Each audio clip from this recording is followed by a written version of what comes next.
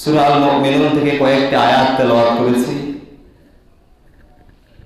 আল্লাহ তাআলা অত্র আয়াতের মধ্যে যে বিষয়টি আমাদের সামনে তুলে ধরতে চেয়েছেন সেটি হচ্ছে সফল মুমিনদের 7টি বৈশিষ্ট্য। কয়টি বৈশিষ্ট্য? 7টি বৈশিষ্ট্যের কথা আল্লাহ তাআলা এখানে উল্লেখ করেছেন।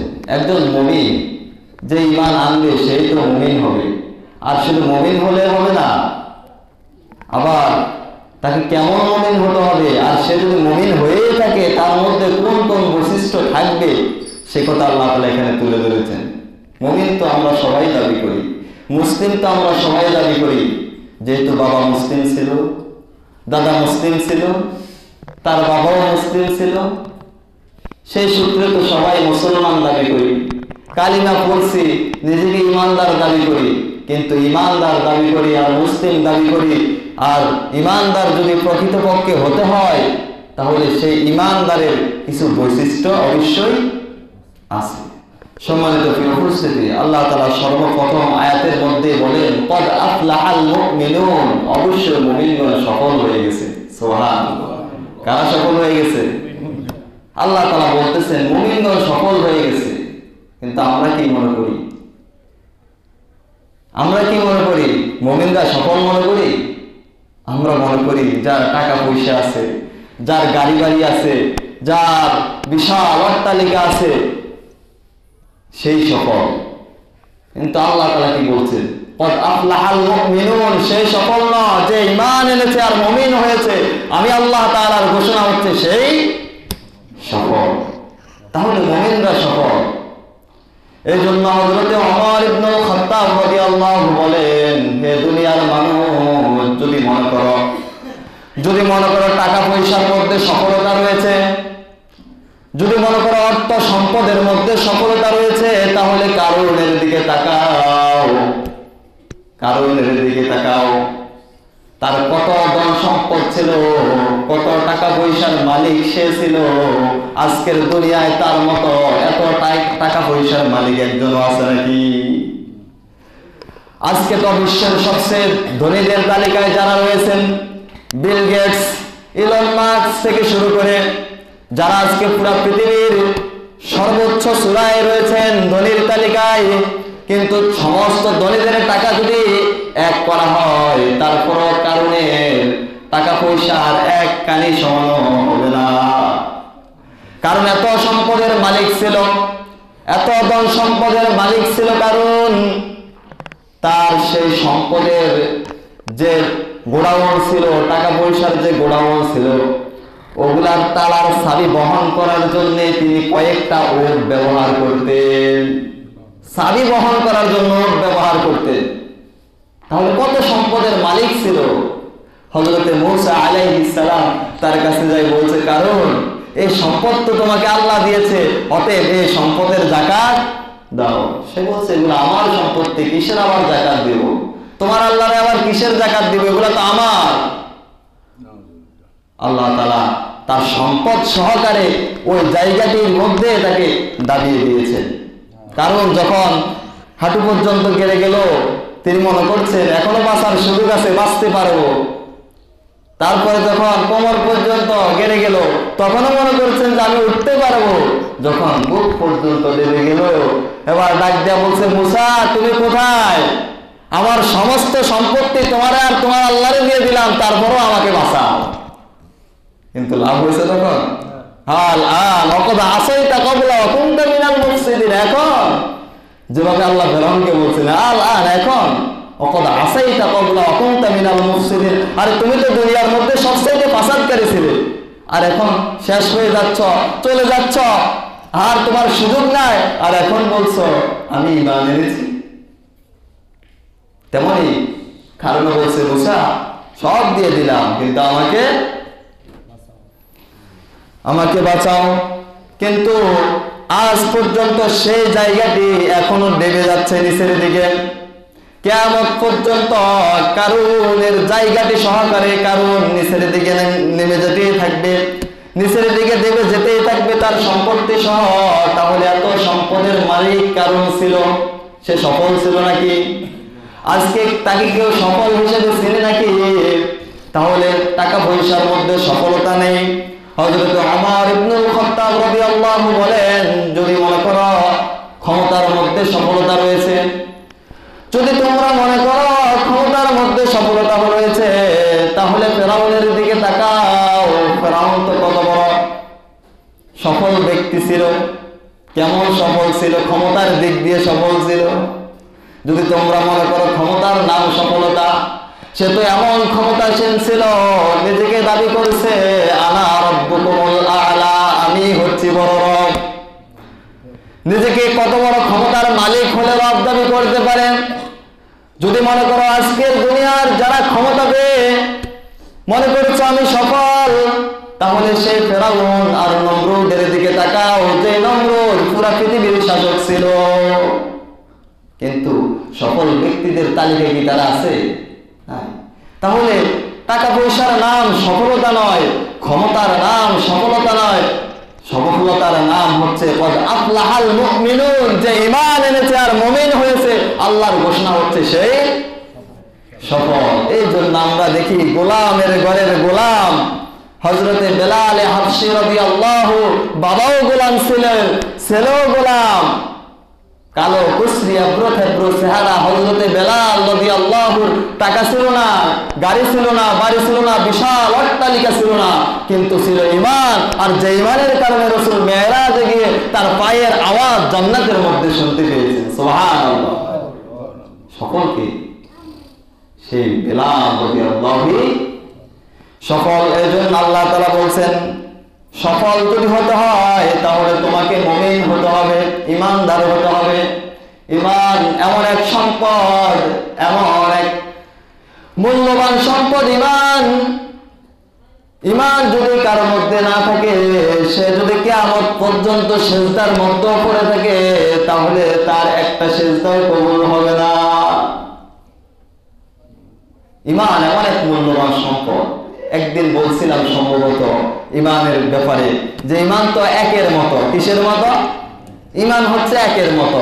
একের সাথে একের ডান পাশে যদি একটা শূন্য দেওয়া হয় কত হবে? 10। 10-এর সাথে যদি আরো একটা শূন্য দেওয়া হয় 100।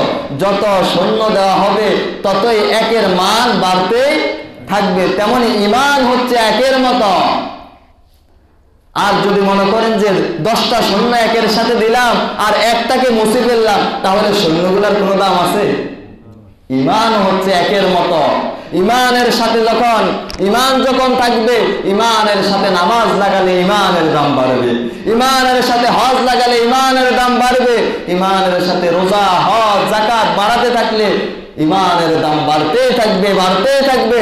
আর যত আমলে করেন না কেন, ঈমানটাই যদি শেষ হয়ে যায়, ওই আমলের কোনো দাম থাকবে? কোনো দাম থাকবে না।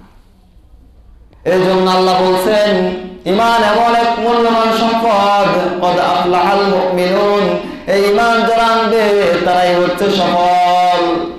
সম্মানিত প্রিয় উপস্থিতি, তাহলে এই সফল মুমিন ঈমান আনলে মুমিন হয়। আর সেই মুমিনদের 7টা বৈশিষ্ট্য রয়েছে। কয়টা বৈশিষ্ট্য? 7টা বৈশিষ্ট্য রয়েছে।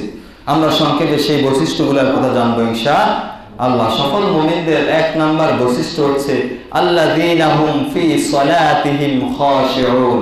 আল্লাযীনা হুম ফি সালাতিহিম খাশিউন, যারা নিজেদের সালাতে বিনয়বনত, যারা নিজেদের নামাজে বিনয় নম্র ভীত। কার কথা? তাহলে সফল মুমিনেরা শুধু নামাজ পড়বে না, তারা তো নামাজ পড়বে, আবার নামাজের মধ্যে বিনয় নম্র ভীত থাকবে, খুশুখুজুর সহিত তারা নামাজ আদায় করবে, বিনয় নম্রতার সহিত নামাজ আদায় করবে। এটা সফল মুমিনদের কয় নাম্বার বৈশিষ্ট্য? 1 নাম্বার বৈশিষ্ট্য। এই বৈশিষ্ট্য আমার মধ্যে আছে কিনা একটু দেখেন তো। এই জন্য সফল মুমিনরা শুধু নামাজ পড়বে না, বিনয় নম্রতার সহিত নামাজ পড়বে। এই জন্য আল্লাহ তাআলা কোরআনুল কারীমের মধ্যে বলেন হাফিজু আলাস সালাওয়াতি ওয়াস সালাতিল উসতা ওয়া কুমু লিল্লাহি কানিতিন। আল্লাহ তাআলা বলেন তোমরা হাফিজু আলাস সালাওয়াতি, তোমরা নামাজের হেফাজত করো, বিশেষ করে মধ্যবর্তী নামাজের। আর মধ্যবর্তী নামাজ বলতে আসরকে বোঝানো হয়েছে। আল্লাহ বলছেন নামাজের হেফাজত করো, বিশেষ করে আসর অর্থাৎ মধ্যবর্তী নামাজের হেফাজত করো। ওয়াকুমু লিল্লাহি কানিতিন, যখন আমি আল্লাহ তাআলার সামনে দাঁড়াবে, কানিতিন বিনয় নম্রতার সহিত দাঁড়াবে। আমি আল্লাহ তাআলার সামনে যখন দাঁড়াবে তখন তোমরা বিনয় নম্র ভীত অবস্থায় দাঁড়াবে, খুশু খুশু সহিত দাঁড়াবে। আমরা জানি রাসূল সাল্লাল্লাহু আলাইহি ওয়াসাল্লাম, রাসূলের সাহাবারা যখন নামাজ আদায় করতেন, এই আয়াত নাযিল হওয়ার পূর্বে রাসূলের সাহাবারা যখন নামাজ পড়তেন, নামাজের মধ্যে এদিক সেদিক তাকাতেন।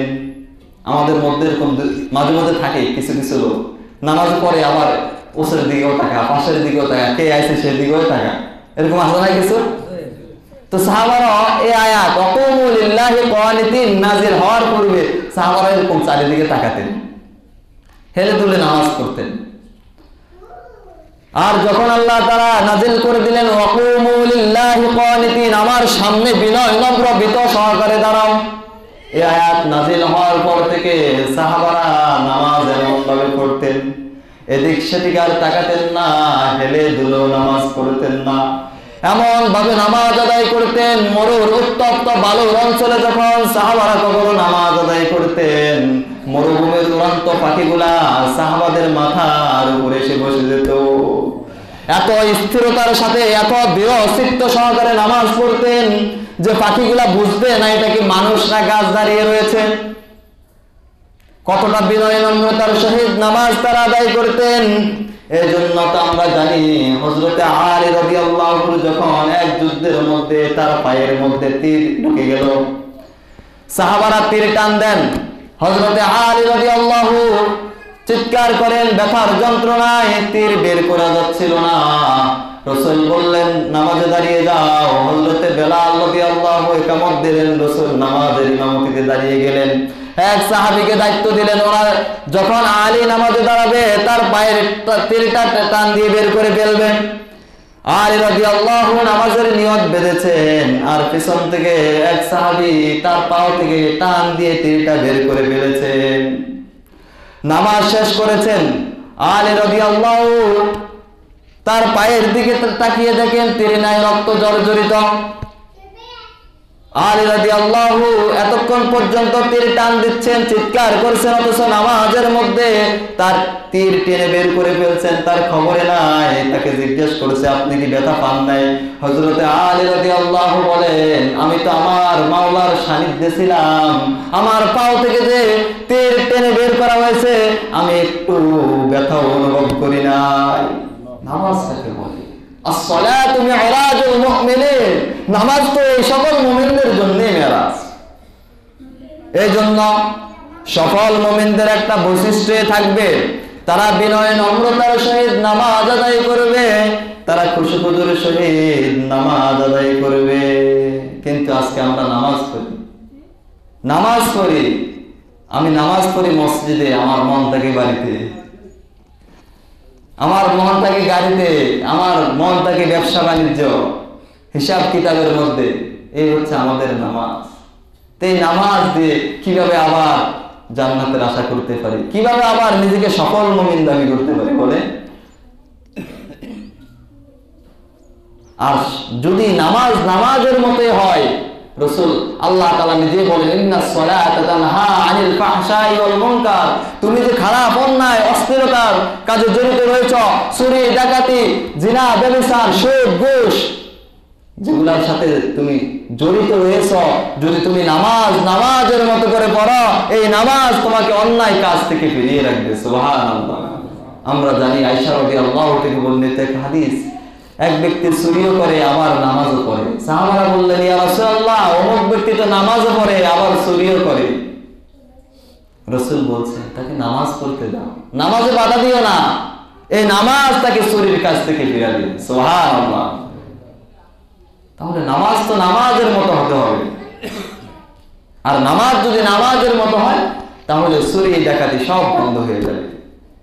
আপনি নামাজও পড়ছেন আবার চুরিও করছেন, নামাজও পড়ছেন আবার অন্যায় অবিচারও করছেন, তার মানে বোঝা যাচ্ছে আপনার নামাজ এখনো যেভাবে কবুল হওয়া দরকার সেভাবে কবুল হয় না। কয়েকদিন আগে এক জুতা চুরের ঘটনা পড়ছিলাম। মসজিদে আসতো আর মসজিদ থেকে যাওয়ার সময় জুতা চুরি করে নিয়ে যেত এক যুবক। এরকম হয় না আমাদের?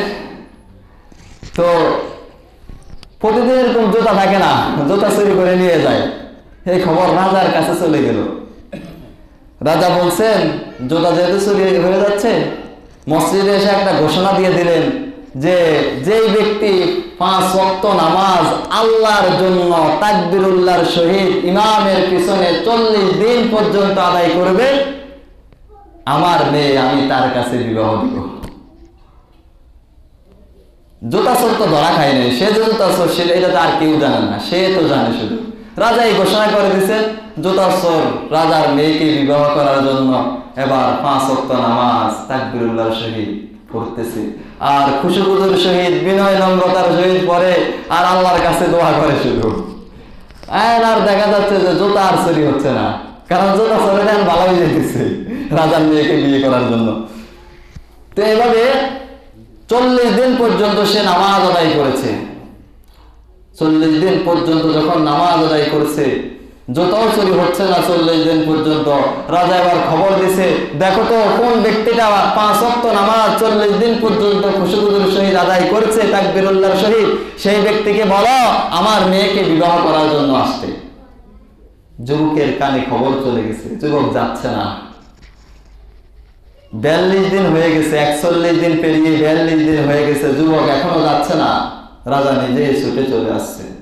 সবাই বলছে ওই যে ওই যুবকটা, সে 40 দিন টানা নামাজ পড়েছে ইমামের পিছনে। রাজা যাই বলছে, যুবক তোমাকে তো আমি জোর করছি না,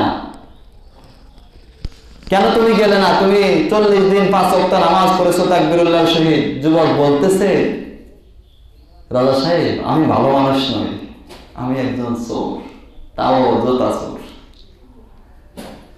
আমি একজন চোর, আমি আপনার মেয়েকে বিবাহ করব এই টার্গেটে আমি 5 ওয়াক্ত নামাজ ইমামের পিছনে তাকবীরুল্লাহর সহিত আদায় করতে শুরু করেছিলাম। 40 দিনের দিনও আমার একটা টার্গেট ছিল, রাজা আপনার মেয়েকে বিবাহ করে আমি আপনার এই রাজপ্রাসাদের মালিক হব, আর আপনার রাজকন্যা আমার থাকবে স্ত্রী। 40 দিনের দিনও আমার এই চিন্তা চেতনা ছিল। ও রাজা 40 দিনের দিনও শেষ ওয়াক্তের নামাজ যখন আমি পড়তেছিলাম, শেষ রাকাতের শেষ সেজদায় যখন আমি গিয়েছিলাম, রাজা আমি ওই সেজদার মধ্যে এমন জান্নাতি নিয়ামত আমি পেয়েছি, এত প্রশান্তি আমি পেয়েছি। আমি ওই জান্নাতের নিয়ামত পেয়ে, ওই প্রশান্তি পেয়ে আমি আপনার মেয়ের কথা আর রাজপ্রাসাদের কথা ভুলে গিয়েছি। আমি আর রাজপ্রাসাদ চাই না, আমি আর আপনার মেয়েকে চাই না, আমি চাই শুধু ওরকম একটা সেজদা, যে সেজদাতে আমি ওই প্রশান্তি লাভ করব। নামাজ কাকে বলে? ইন্নাস সালাতা তানহা আনিল ফাহশাই ওয়াল মুনকার। নামাজ অশ্লীল ও গর্হিত কাজ থেকে বিরত রাখবে যখন নামাজটা নামাজের মতো হবে। সম্মানিত কি উপস্থিতি, এই জন্য সফল মুমিনদের 2 নাম্বার গুণ হচ্ছে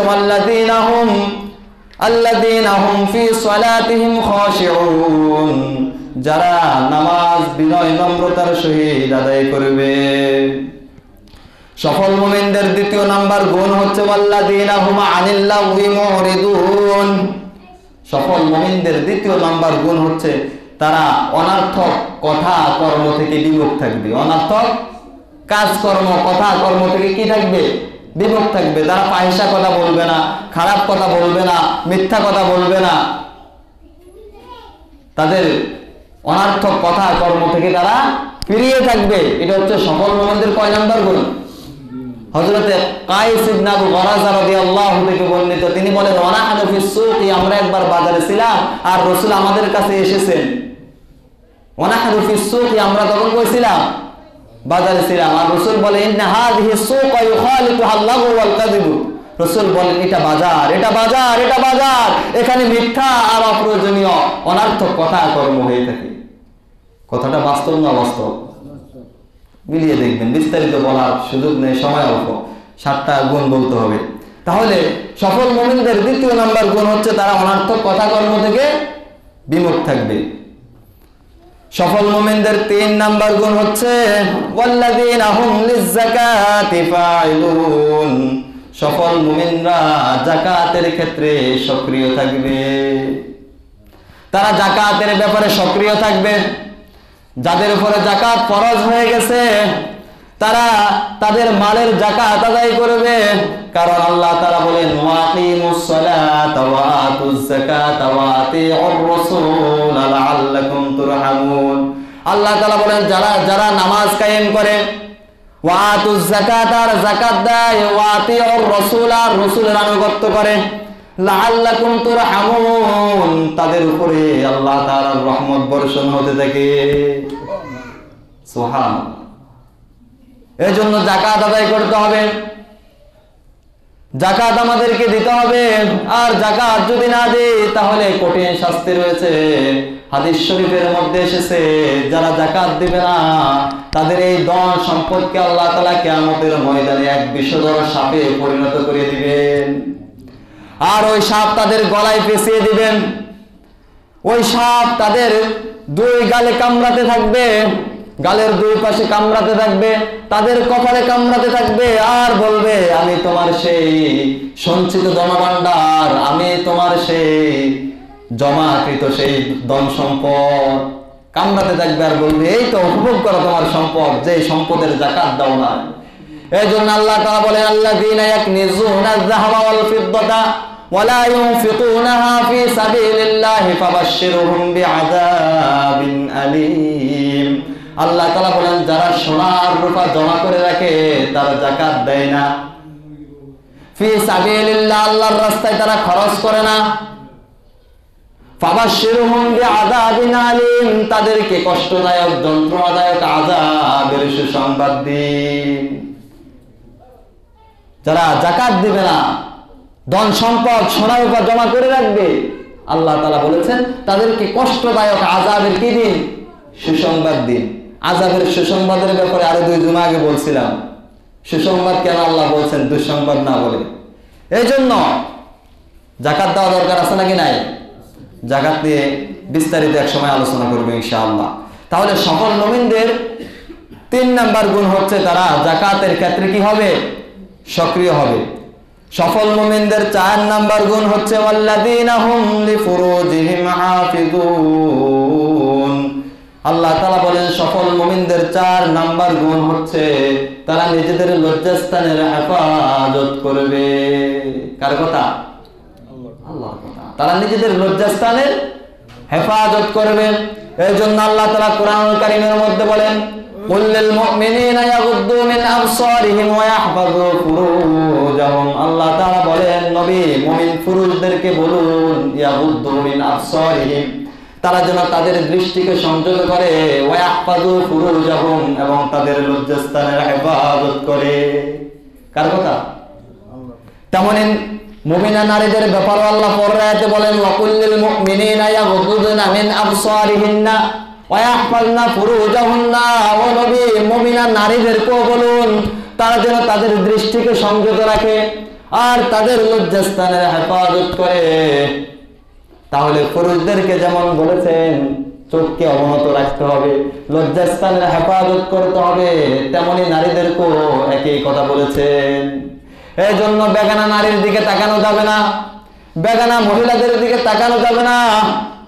কারণ হযরতে আলী রাদিয়াল্লাহু আনহু একবার রাসূল বলেন লা তাত্তাবিউন নাযরাতান নাযরাতা ফাইন্না লাকাল উলা ওয়া লাইসাত লাকাল আখিরা। হে আলী, কোন বেগানা নারীর দিকে যদি দৃষ্টি পড়ে যায় সাথে সাথে দৃষ্টি ফিরিয়ে নাও, কারণ প্রথম দৃষ্টি তোমার, দ্বিতীয় দৃষ্টি তোমার নয়, দ্বিতীয় দৃষ্টি শয়তানের। এই জন্য সাথে সাথে দৃষ্টি পড়ার সাথে সাথে দৃষ্টিকে ফিরিয়ে নিতে হবে। রাস্তা দিয়ে হেঁটে যাচ্ছেন, নিচের দিকে তাকিয়ে হেঁটে যাচ্ছেন, হঠাৎ সামনে কোন নারী পড়ে গেছে, চোখ চলে যেতেই পারে, সাথে সাথে দৃষ্টিকে ফিরিয়ে নিতে হবে, না তাকিয়ে থাকতে হবে। সম্মানিত প্রিয় উপস্থিতি, এ ব্যাপারে এক সময় বলছিলাম যে একবার তাকানো জায়েজ, এরকম কথা আমরা বলি না অনেক। তাহলে একবার যেহেতু তাকাইছি তাকাইয়ে থাকি, একবারে তো তাকাইছি, একবারও তাকানো জায়েজ না। রাসূল বলছেন দৃষ্টি পড়ে যাবে অনিচ্ছাকৃতভাবে সাথে সাথে দৃষ্টিকে ফিরিয়ে নিতে হবে। এজন্য আল্লাহ বলেন মুমিনরা তাদের লজ্জাস্থানের হেফাজত করবে, তাদের দৃষ্টিকে তারা সংযত করবে। কিন্তু আজকের সমাজ শুধু তো দৃষ্টি আর লজ্জাস্থানের হেফাজত কোনোটাই নাই, এমন পরিস্থিতির মধ্যে আমরা আজকে বসবাস করছি। এমন সমাজ আমাদের সামনে আজকে, এমন সমাজের মধ্যে আমরা চলছি যে সমাজের মধ্যে আজকে ঈমান টিকিয়ে রাখাই বড় দায়, আর সকল মুমিন তো অনেক দূরের কথা। আজকে জিনা, ব্যভিচার, অন্যায়, অবিচার, অশ্লীলতা এতটাই বেড়ে গিয়েছে, এতটাই বেড়ে গিয়েছে। গত 2-3 দিন আগে একটা নিউজ ব্যাপকভাবে ভাইরাল হয়েছে, হয়তো অনেকেই দেখেছেন, ফেসবুকে অনেক ছড়াছড়ি হয়েছে।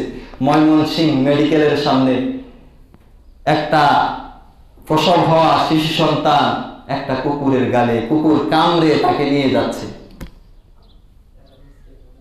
পৃথিবীর সর্বশ্রেষ্ঠ মাখলুকাত, আশরাফুল মাখলুকাত, কুনতু খায়রা উম্মাত, সেই ব্যক্তি আজকে কুকুরের গালে, কুকুর কামড়ে কামড়ে তাকে খাচ্ছে।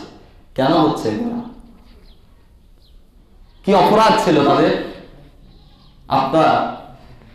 আপনার সামান্য কিছু সময়ের ভোগের বস্তু হয়েছে তারা, কিছু সময় আনন্দের জন্য জেনায় লিপ্ত হয়ে আপনার গর্ভে সন্তান এসেছে, আর আপনি সেই সম্মান বাঁচানোর জন্য সেই সন্তানটাকে ডাস্টবিনে ফেলে দিয়েছেন, আর ওই সন্তানকে আজকে কুকুর কামড়ে কামড়ে খাচ্ছে। এই হচ্ছে আমাদের সমাজ। সম্মানিত প্রিয় হাজিরিন, এই জন্য রাসূল বলছেন ওয়াল্লাযীনা হুম লিফুরুজিহিম হাফিযুন, লজ্জাস্থানের হেফাজত করো, এটা আল্লাহর কথা।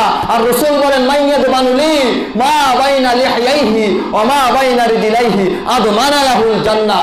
রাসূল বলেন যে ব্যক্তি দুই সোয়ালের মাঝে তার জিহ্বাকে হেফাজতের জামিনদার হয়ে যাবে, দুই উরুর মাঝখানে তার লজ্জাস্থানের হেফাজতের জামিনদার হয়ে যাবে, আমি রাসূল ঘোষণা দিচ্ছি আদমানা লাহুল জান্নাহ, আমি রাসূল তার জন্য জান্নাতের জামিনদার হয়ে যাব।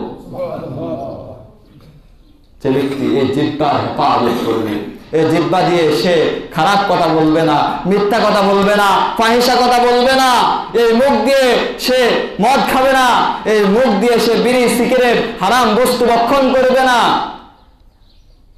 তার জিহ্বাকে যে ব্যক্তি হেফাজত করবে, আর যে তার লজ্জাস্থানের হেফাজতের জামিনদার হয়ে যাবে, জিনা, ব্যভিচার, অন্যায়, অবিচার থেকে ফিরে থাকবে, রাসূল বলেছেন আদমানা লাহুল জান্নাহ, আমি রাসূল তার জন্য জান্নাতের জামিনদার হয়ে যাব।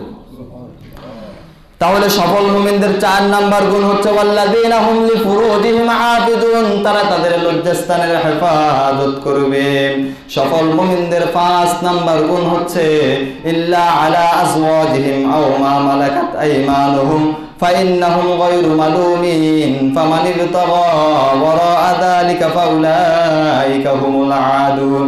সফল মুমিনদের 5 নাম্বার গুণ হচ্ছে তারা তাদের স্ত্রী এবং তাদের অধীনস্থ দাসী ছাড়া অন্য কাউকে কামনা বাসনা করবে না, অন্য নারীদের প্রতি তারা দৃষ্টি নিক্ষেপ করবে না। ফামান ইবতাগা ওয়ারাআ যালিকা ফাউলাইকা হুমুল আদুন, আর যারা নিজের স্ত্রী ছাড়া অন্য নারীদেরকে কামনা বাসনা করবে, আল্লাহ বলেন ফাউলাইকা হুমুল আদুন, ওরাই হচ্ছে সীমা লঙ্ঘনকারী। আগের যুগে দাসী ছিল, দাসীদেরকে স্ত্রীর মতো ব্যবহার করা ইসলামে জায়েজ ছিল, রাসূল থাকতে তা আবার নাজায়েজ হয়ে গেছে। এই জন্য এখন তো আর দাসী নাই, কৃতদাসী নাই, এখন নিজের স্ত্রী ছাড়া অন্য নারীদেরকে যারা কামনা বাসনা করবে, পাওয়ার আকাঙ্ক্ষা করবে, ফাউলাইকা হুমুল আদুন, তারাই হচ্ছে কি সীমা লঙ্ঘনকারী। আর কামনা বাসনা তো অনেক দূরের কথা, রাসূল বলেন মান নাযারা ইলা মাহাসিনি ইমরাতিন আজনাবিয়াতিন আন শাহওয়াতিন সুব্বা ফি আইনাইহি লিআন্নাকা ইয়াউমাল কিয়ামা, যে ব্যক্তি অন্য কোন মহিলার দিকে যৌনলোলুপ দৃষ্টি নিক্ষেপ করবে, রাসূল বলেন কিয়ামতের কঠিন মুসিবতের দিনে তার চোখে উত্তপ্ত গলিত লোহা ঢেলে দেওয়া হবে। শুধু তাকালি, আর কামনা বাসনা তো অনেক দূরের কথা। যৌনলোলুপ দৃষ্টি নিক্ষেপ করলে কোন নারীর দিকে এই চোখের মধ্যে কিয়ামতের ময়দানে লোহা গরম করে তার চোখে ঢেলে দেওয়া হবে। কার কথা? রাসূল সাল্লাল্লাহু আলাইহি ওয়াসাল্লামের কথা। তাহলে সকল মুমিনরা নিজের স্ত্রী ছাড়া অন্যদেরকে কামনা বাসনা করবে না, এটা সকল মুমিনদের 5 নাম্বার গুণ। সফল মুমিনদের 6 নম্বর গুণ হচ্ছে ওয়াল্লাযীনা হুম লিআমানাতিহিম ওয়া আহদিহিম রাউন, যারা নিজেদের আমানতের ব্যাপারে কি থাকবে? সক্রিয় থাকবে। আমানতের ব্যাপারে গত 2 জুমা আগে বলছিলাম বিস্তারিতভাবে। ওয়াল্লাযীনা হুম লিআমানাতিহিম ওয়া আহদিহিম রাউন, যারা তাদের আমানতের ব্যাপারে সক্রিয় থাকবে, আমানতের খেয়ানত করবে না, ওয়াদা ভঙ্গ করবে না, বিস্তারিত বলছিলাম, যারা ছিলেন শুনেছেন। এই জন্য আমানত এমন একটা বিষয়, রাসূল বলেন লা সালাতা লিমান লা আমানাতা লাহু, লা ঈমানা লিমান লা আমানাতা লাহু, যার আমানতদারিতা নেই তার ঈমানই নেই। কার কথা? ঈমানের কথা একটু আগে বলছিলাম ঈমান হচ্ছে একের মতো, এক না থাকলে শূন্যের কোনো দাম নাই, তেমনি ঈমান না থাকলে আমলের কোনো দাম নাই। তার মানে রাসূল বলছেন লা ঈমানা লিমান লা আমানাতা লাহু, যার আমানতদারিতা নেই তার ঈমানে নেই। এবার চিন্তা করুন আপনার মধ্যে আমানতদারিতা আছে কিনা। আমানতদারিতা যদি না থাকে রাসূলের হাদিস অনুযায়ী আমাদের ঈমানে নেই। সম্মানিত উপস্থিতি, তাহলে সফল মুমিনদের 6 নম্বর গুণ হচ্ছে তারা আমানতের ব্যাপারে সক্রিয় হবে। সফল মুমিনদের 7 নম্বর গুণ হচ্ছে ওয়াল্লাযীনা হুম আলা সালাওয়াতিহিম ইউহাফিজুন। সফল মুমিনদের 7 নম্বর গুণ হচ্ছে তারা তাদের নামাজের হেফাজত করবে। নামাজের কথা আগে একবার বলেছি, নামাজের হেফাজত করবে। ওইখানে নামাজ বিনয় নম্রতার সহিত করবে, এখানে বলছে নামাজের হেফাজত করবে। নির্দিষ্ট সময়ে যখনই নামাজের সময় হবে, হাজারো ব্যস্ততা হাজারো কাজ কামকে ফেলে রেখে সে আগে নামাজে এসে দাঁড়িয়ে যাবে। এটাই হচ্ছে নামাজের হেফাজত। তাহলে এই 7টা গুণ যার মধ্যে থাকবে সেই কি কদ আফলাহাল মুমিনুন। তার টাকা নাই, তার অর্থ সম্পদ নাই, বিশাল অট্টালিকা নাই, গাড়ি বাড়ি নাই, তার ক্ষমতা নাই, কিন্তু তার এই 7টা গুণ রয়েছে। আল্লাহ বলছেন আরে কদ আফলাহাল মুমিনুন, গাড়ি বাড়ি নাই তো কি হয়েছে, ক্ষমতা নাই কি হয়েছে, বিশাল অট্টালিকা নাই কি হয়েছে, কদ আফলাহাল মুমিনুন। এই 7টা গুণ যার মধ্যে থাকবে সেই হবে সফল। সুবহানাল্লাহ। আর এই 7টা গুণ যার মধ্যে থাকবে আল্লাহ তাআলা বলেন উলাইকা হুমুল ওয়ারিসুন, আমি তাকে ওয়ারিস বানিয়ে দিব। কি বানিয়ে দিবে? ওয়ারিস বানিয়ে দিব।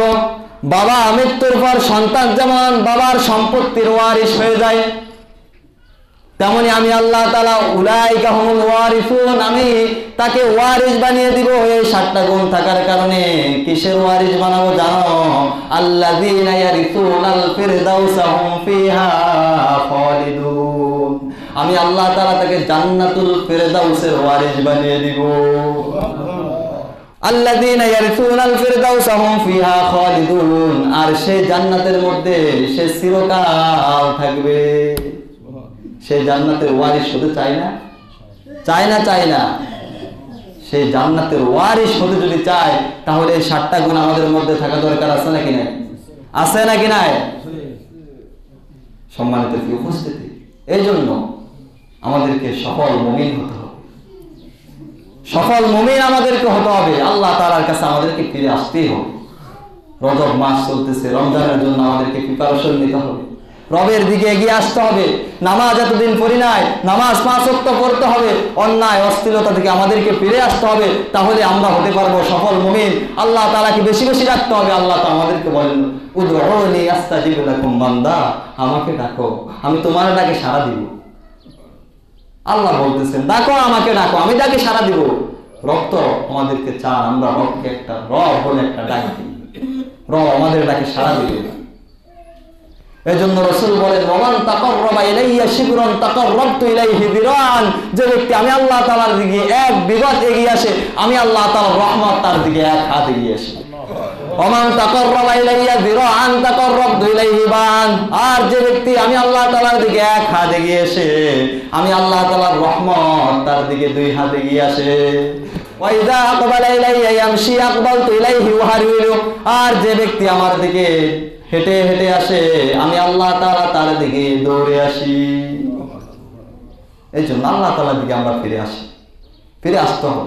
যদি ফিরে আসতে পারি আমরাই সফল, আমরাই কদ আফলাহাল মুমিনুন, আমরাই সফল ব্যক্তি হতে পারবো ইনশাআল্লাহ। আল্লাহ তাআলা আমাদেরকে সফল মুমিন হয়ে এই 7টি গুণ আল্লাহ তাআলা আমাদের মধ্যে ধারণ করার এবং সফল মুমিন হয়ে সে জান্নাতের ওয়ারিস হওয়ার তৌফিক দান করুন। আমিন।